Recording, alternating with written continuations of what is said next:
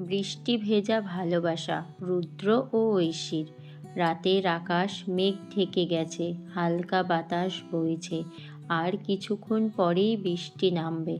রুদ্র ছাতাটা ব্যাগে ঢুকিয়ে রাখছে, কারণ মেঘলা আকাশ দেখলেই তার বৃষ্টিতে ভেজার ইচ্ছে হয়।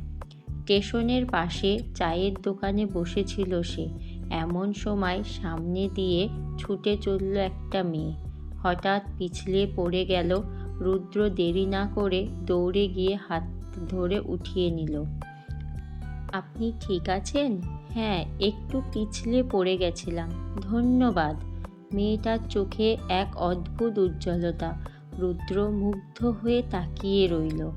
বৃষ্টি শুরু হয়ে গেল। রুদ্র ছাতাটা বের করলো। মেয়েটা হাসল। আমি বৃষ্টিতে ভিজতে ভালোবাসি, ছাতার দরকার নেই। রুদ্র হাসল। তাহলে একসঙ্গেই ভিজি? সেদিন তারা প্রথমবার কথা বলেছিল, প্রথমবার একসঙ্গে বৃষ্টিতে ভিজেছিল।